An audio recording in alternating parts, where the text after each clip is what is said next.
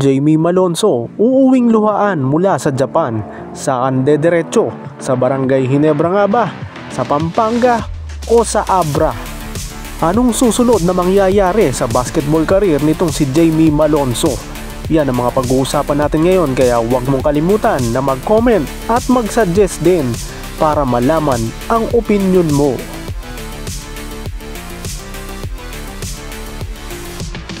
Nakatakda ng bumalik si Jamie Malonzo dito sa Pilipinas mula sa Japan, kung saan hindi naging maganda ang mga nakaraang buwan sa pro basketball career nitong si Jamie Malonzo. At ang kanyang pagbabalik dito sa Pilipinas ay para mag-umpisa ng mag-training at mag-practice para sa Gilas Pilipinas, kung saan kasama siya sa 15-man pool ni Coach Tim Cone na nakatakdang lumaban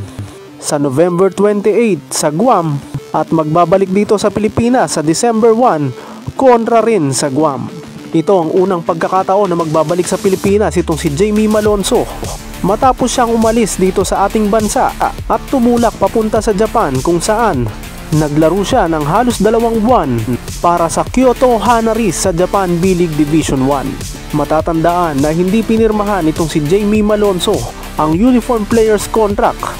at ang actual contract mismo mula sa Barangay Ginebra San Miguel na sinasabing nagkakahalaga sana ng mahigit 750,000 a month sa loob ng 2 taon para dito kay Jamie Malonzo. Pero sa halip nga, yung offer mula sa Kyoto Hanaris na sinasabing 2.2 million pesos per month ang pinirmahan at tinanggap nitong si Jamie Malonzo nang matapos ang kanyang contract sa Barangay Ginebra San Miguel nung nakaraang Agosto. Marami ang nagulat sa ginawang pagpirma nitong si Jamie Malonzo sa Kyoto Hanaris sa Japan B-League Division 1 dahil wala man lang lumabas na balita na ito nga ay nakikipag-usap na sa nasabing kupunan sa Japan B-League at nakatakda ng maglaro para sa nasabing liga. Panood pa ng mga basketball fans itong si Jamie Malonzo sa isang send-off game ng Gilas Pilipinas kontra Macau Black Bears bago ito tuluyang tumulak papunta sa Saudi Arabia para sa nakaraang FIBA Asia Cup, kung saan kasama nga itong si Jamie Malonzo sa 12-man lineup ni Coach Tim Cone. At walang kamalay-malay ang lahat, kinabukasan niya ay pinirmahan na nitong si Jamie Malonzo ang kontrata mula sa Japan B-League Division 1 team na Kyoto Hanaris. Pero masalimuot ang nangyari dito kay Jamie Malonzo dahil 5 laro lamang ang itinigal nito sa nasabing kupunan sa Japan B-League Division 1. At ang masakit nga nito, binangko siya at hindi nabigyan ng pagkakataon na mailabas ang kanyang full potential sa nasabing liga at sa nasabing kupunan. At makalipas nga ang 5 laro sa Kyoto Hanaris sa Japan B-League ay hindi umano nagustuhan ng kanilang coach ang laruan nitong si Jamie Malonzo na sinasabing out of shape at hindi umano nababagay sa kanilang sistema. Kaya agad-agad na tinerminate yung sanay 2-year contract na pinirmahan itong si Jamie Malonzo sa Kyoto Hanaris. At ang nangyari nga ay nagkaroon lamang ng 3-month buyout kasama na ang 2 months na nilaro niya at prinactice niya sa Kyoto Hanaris. Pero nanatili pa rin ito sa Japan matapos ma-terminate ang kanyang kontrata at patuloy na nakikipag-usap sa iba't ibang kupunan sa Japan B-League Division 1 at maging sa Division 2 at Division 3. Pero halos 1 buwan na rin ang lumilipas ay wala pa ring magandang balita na nangyayari dito kay Jamie Malonzo at sinasabing hanggang ngayon ay wala pa rin itong kontratang nakukuha sa kahit anong division sa Japan B-League. At mukhang uuwi nga ito dito sa Pilipinas ng luhaan at walang kasiguraduhan ang kanyang pro basketball career.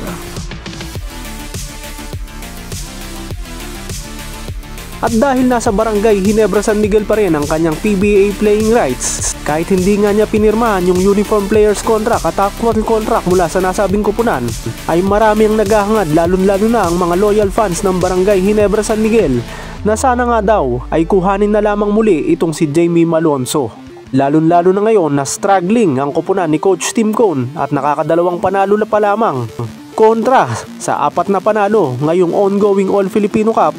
ng 50th season ng PBA. Malaking bagay umano kung madadagdag at maibabalik sa lineup ni Coach Tim Cone ngayong All Filipino Cup itong si Jamie Malonzo dahil magkakaroon sila ng added scoring firepower para sa kanilang kupunan.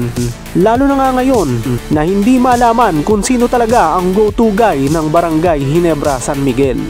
Pero napakalaking problema kung gagawin nyo ng Barangay Ginebra San Miguel dahil nakapaloob nga dito kay Jamie Malonzo yung 3-year ban na ipinataw sa kanya ng PBA mismo dahil sa paglabag nito sa uniform players contract na hindi nga niya pinirmahan mula sa Barangay Ginebra San Miguel. Sakop na kasi itong si Jamie Malonzo ng bagong ruling mismo ng PBA na kung sino man ang hindi pipirma ng uniform players contract na inilalatag ng kanyang koponan sa PBA at maglalaro sa ibang liga dito sa Pilipinas o sa ibang bansa man yan,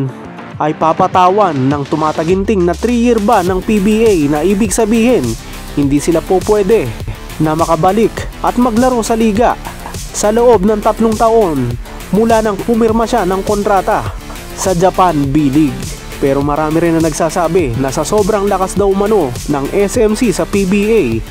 at dahil dadalawang buwan pa lamang naman nawawala itong si Jamie Malonzo sa PBA, ay baka magawan daw umano yan ng paraan ni SMC Sports Director at PBA Vice Chairman Alfrancis Chua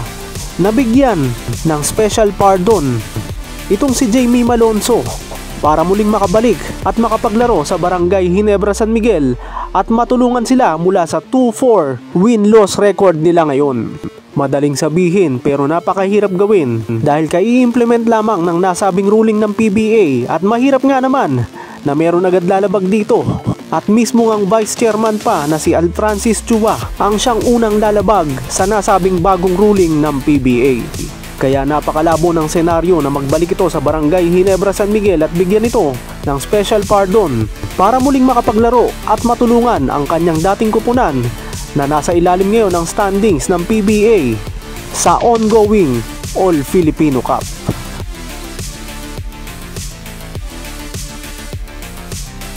Pero kahit na may nakapaloob na 3-year ban dito kay Jamie Malonzo sa PBA at hindi nga maaaring maglaro sa nasabing liga sa loob ng 3 taon, ay meron pa rin koponan na interesadong kuhanin itong si Jamie Malonzo sa PBA o yung kanyang PBA playing rights, pero para hindi paglaruin kundi para gawin lamang insurance o pag natapos na ang kanyang 3-year ban ay mapaglalaro na sa kanilang koponan itong si Jamie Malonzo kung papayag ang Barangay Ginebra San Miguel sa inaalok na trade ng Converge Fiber Xers.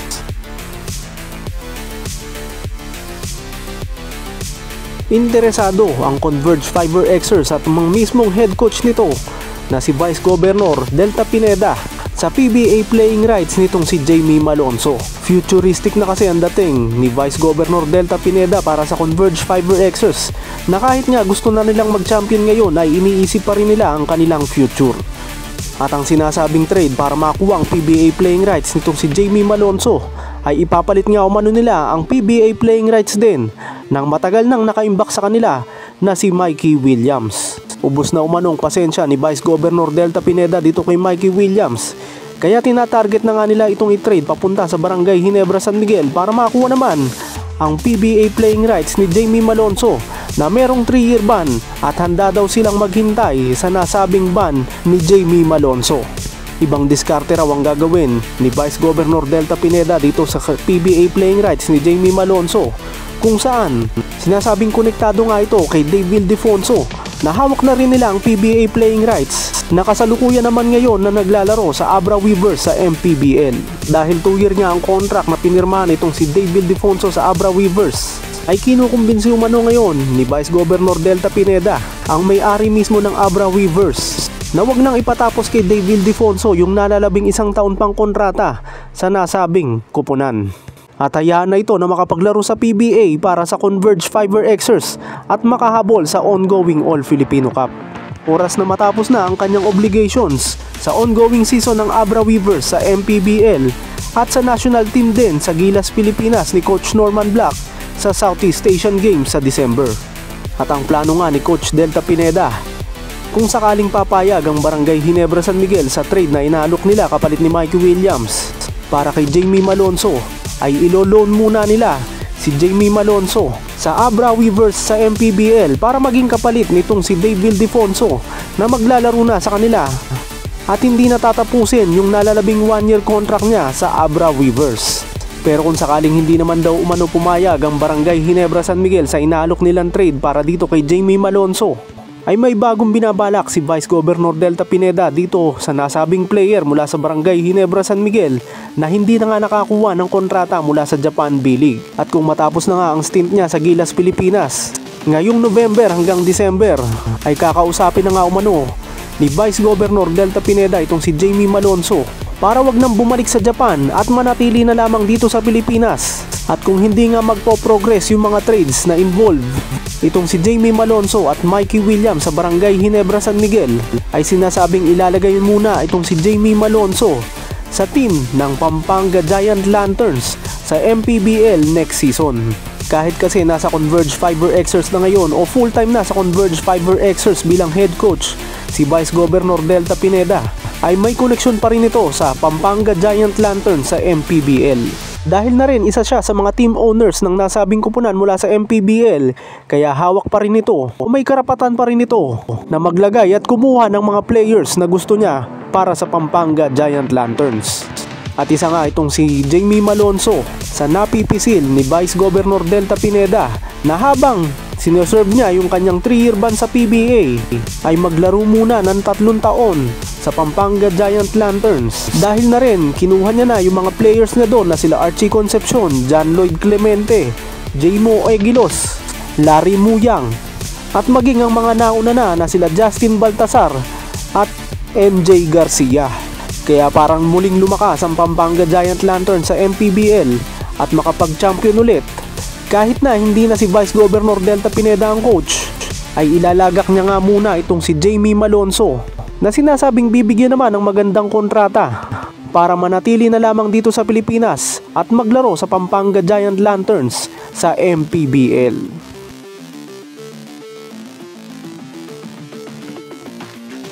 Kung tutuusin, maraming options itong si Jamie Malonzo kung magbabalik siya dito sa Pilipinas. Dahil bukod nga sa Pampanga Giant Lanterns ni Vice Governor Delta Pineda, ay nauna nang nagpahayag ng interest dito kay Jamie Malonzo, lalo na nung kasagsagan na na-terminate ang kanyang kontrata ang mismong kupunan ng Abra Weavers. At mismong si Representative JB Bernos ay nagbigay na ng contract fillers dito kay Jamie Malonzo na nag-aalok nga na maglaro ito para sa kanilang kupunan sa MPBL next season. Sinasabing bilang paghahanda na rin to na napipintong paglipat nila Dave Ildefonso sa Converge Fiber Xers, J.O. Chu sa Terra Firma Jeep at Jason Brickman naman sa Meralco Bolts. Mauubusan na ng star players ang Abra Weavers kapag ka nawala na nga ang 3 players nila na yan at kinakailangan nga nilang magdagdag, at isa na nga itong si Jamie Malonzo sa tinatarget ni Representative JB Bernos. Malaking bagay umano yung PBA at Japan B-League experience nitong si Jamie Malonzo sa kanilang kupunan sa MPBL, at bibigyan naman daw nila ito ng sapat na kontrata na maaaring malayo sa kontrata niya sa Japan B-League na 2.2 milyon pesos, pero malapit naman umano at kaya nilang tapatan yung ibinibigay sa kanya sa PBA ng Barangay Ginebra, San Miguel. Maaaring naging luhaan sa Japan nitong si Jamie Malonzo, pero sa kanyang napipintong pagbabalik dito sa Pilipinas ay hindi siya mawawala ng options dahil na rin sa kanyang talent at athletic ability na siguradong mapapakinabangan ng kahit sinong MPBL teams na kukuha dito. Siguro'y kalimutan muna ni Jamie Malonzo yung kanyang una talagang target na makabalik sa Japan o kaya bumalik sa PBA dahil sa kanyang 3-year ban, at kailangan niyang harapin yung katotohanan na nasa Pilipinas ang kanyang pag-asa na may revive muli ang kanyang pro basketball career. Anong opinion mo dito sa napipintong pagbabalik ni Jamie Malonzo sa Pilipinas, kung saan maglalaro muna ito para sa Gilas, Pilipinas ngayong November 28 at December 1 kontra sa Guam? At pagkatapos nga nun ay nagbabalak itong bumalik sa Japan para makipagnegosasyon muli sa mga Japan B-League Division 1 teams at maging sa Division 2 at sa Division 3 para maipagpatuloy umano ang kanyang international career. Mas makakabuti ba kung babalik pa siya ron at maghahanap ng ibang options, o mas piliin na lamang na manatili dito sa Pilipinas dahil meron na mga MPBL teams na Pampanga Giant Lanterns at Abra Weavers na naghihintay ng kanyang pirma at makuha ang kanyang serbisyo? At magkakaroon kaya ng himala na malift yung kanyang 3-year ban sa PBA at muling makapaglaro sa Barangay Ginebra San Miguel na talagang ngayon ay nangangailangan ng kanyang serbisyo dahil nasa ilalim ng team standings ang nasabing koponan at talagang kitang-kita yung pagkawala ni Jamie Malonzo sa Barangay Ginebra San Miguel ngayong ongoing All-Filipino Cup ng 50th season ng PBA. Saan ba dapat pumunta itong si Jamie Malonzo para sa next step ng kanyang pro basketball career? Ang pagbabalik ba sa Japan B-League o manatili dito sa Pilipinas at maglaro muna sa MPBL o ipursige na makabalik sa Barangay Ginebra San Miguel? Lahat ng mga yan, huwag mong kalimutan na mag-comment at mag-suggest din para malaman ang opinion mo.